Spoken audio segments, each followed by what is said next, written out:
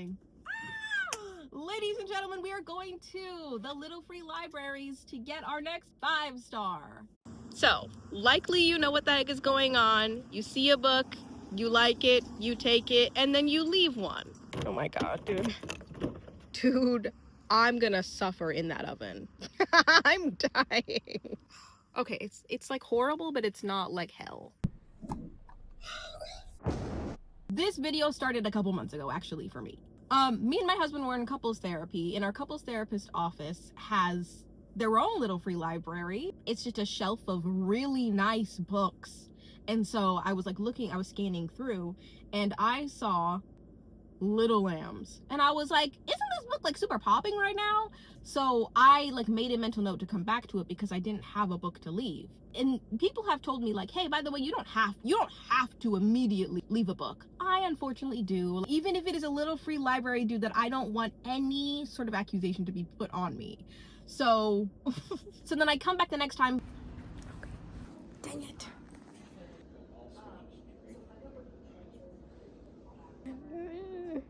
Little Lambs is not, sorry, Lost Lambs is not there. Of course.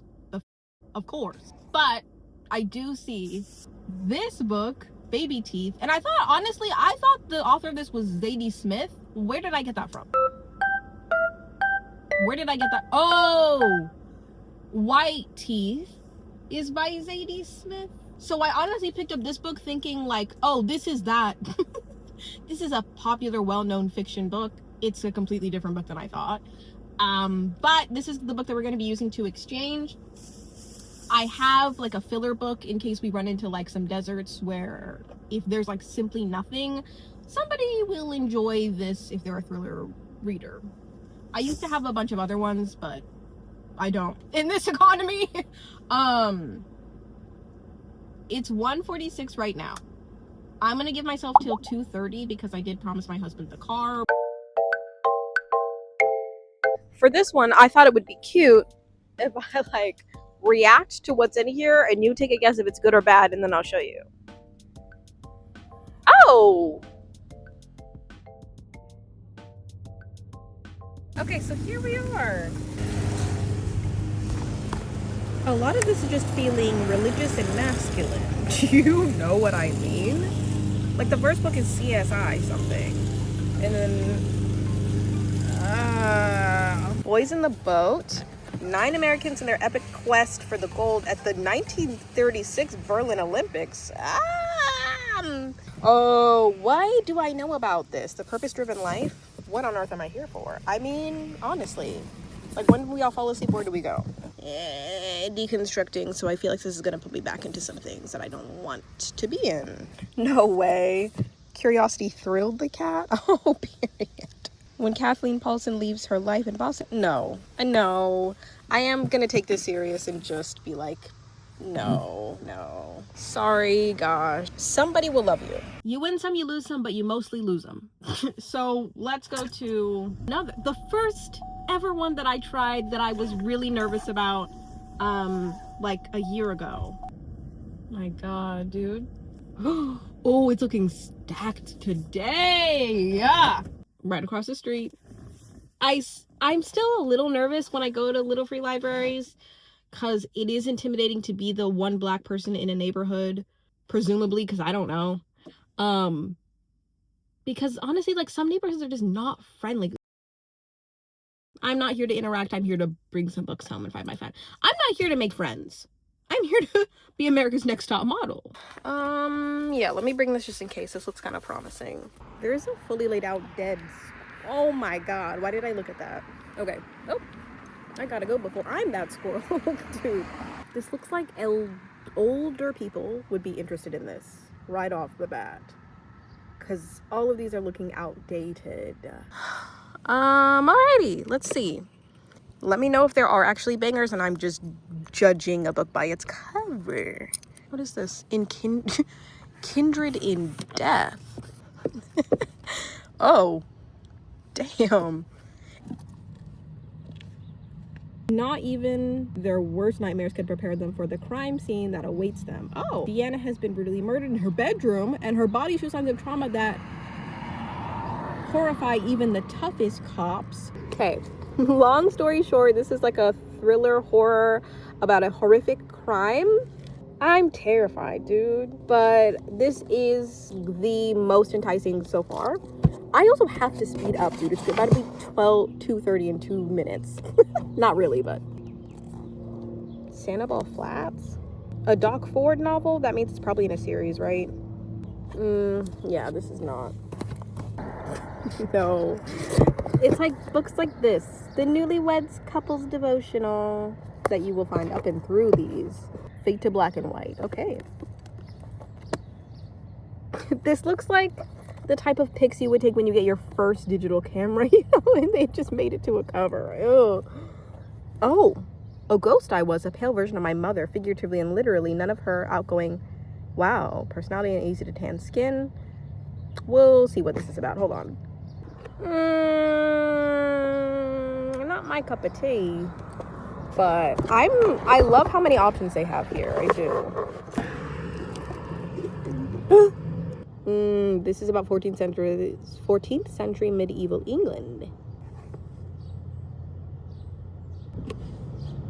I technically don't have to pick anything up, and if I pick this up, I know I'm just gonna put it off for a while, and I want to read a book immediately, so this is not happening. No, essay books, I have to be in a very specific mood. Like, just got my wisdom teeth out and I have nothing else to do type of a mood. Yeah, no, not today, but I love that there are a lot of options. So it's not a desert. At least it's not a desert. So, 2:12. I'm feeling a little bit stressed. I might extend the time, but that would be so bogus to my husband because he just wants to get some stuff done with the car today. We'll see how bogus I'm feeling. Ye old tried and true. Maybe I'm being harsh. Maybe it is giving something other than nothing, but I don't know. Stop leaving these things a mess, you guys. Why do people do that? Stop. Why the fuck? Okay, like, there. Long story short, these are all children books, and one of this is the Book of Mormon. So, it is currently 2:22, and like I said, I was going to be done with this at 2:30, so we only have 2 seconds. I will say, though, it is kind of a confidence boost that the book that I last left did get taken. So I have enough taste that somebody picked it up. That's nice. Okay, we're at the last one. Like, first and foremost, The Hate U Give. Sure. Like, this I've already looked at, and I will be taking If Baby Teeth Does Not Sound as Good. And Queer Ideas. Visionary thinkers teach us how queer ideas can and must and do reshape the world. Hello? Queer Ideas collects the first 10 historic Kelsler lectures by influential scholars, writers, and activists by a list of names with the new foreword. Okay, so this is a new edition of this original, which I think was published 1992. Ooh, okay. This has to be on audio or else I can't do it. I'm not disappointed.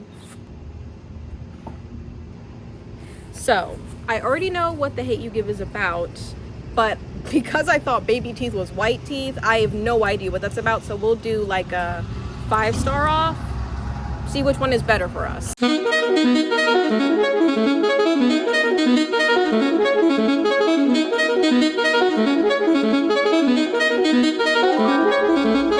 Oh my god. Ladies, gentlemen, and those beyond the binary, I have finished my book and I didn't even tell you what it was. So, take a guess. I chose Baby Teeth. I chose it incredibly ignorantly because I didn't even know what it was about. I completely thought it was a different book. Turns out it was a mistake. Before I get into anything, it was a mistake. I should have just read The Hate U Give because that would have been a little bit more digestible. I will say I did not initially choose The Hate U Give because honestly, the Black existence, reading books on racial injustice, and because this is focused on police brutality, Star is processing her friend's death because they got shot by a policeman. Brother, sometimes it's just enough to exist in this country. It's hard to read about the horrors of what is fictional and nonfiction. That being said, Baby Teeth, I'm not sure if I would be more disturbed if I read that or this. Baby Teeth is a horror that has this like perpetual trope in it that I'm finding that I just don't enjoy. I really just don't enjoy. What's the trope, Ruth? Oh my God, what got you so disturbed? It's the classic, like, you're reading about two different perspectives. One is a child, one is a mother. The child is seemingly disturbed, possessed by a demon, evil child. And then there's the mother who's reacting to the difficulties of raising a possessed evil child. And you as the reader, it's kind of your responsibility, story, journey, whatever, to figure out, is the child really possessed? Or is the mother an unreliable narrator and manipulating things to get us on her side? Because, you know, a child can't really plead their case. I will say, though, this is one of those books where it's like, no, overtly the child was just a demon, kind of. The child was kind of given directly from hell to earth. Like, and that was hard to read because her thoughts are disturbing, dear God. I don't love to judge. I like to, but I don't love it.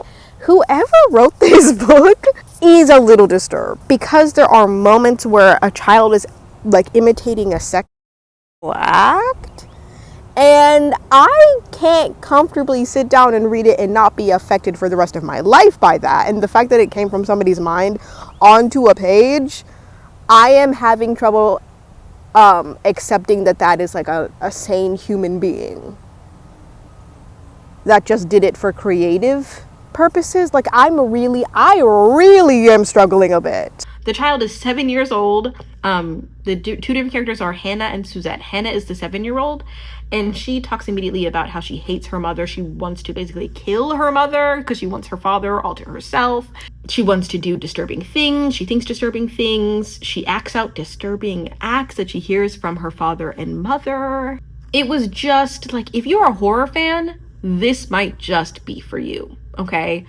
I am somebody who's a thriller fan specifically because I enjoy that thrillers do not explicitly lay out the evilness of the themes that they're trying to explore.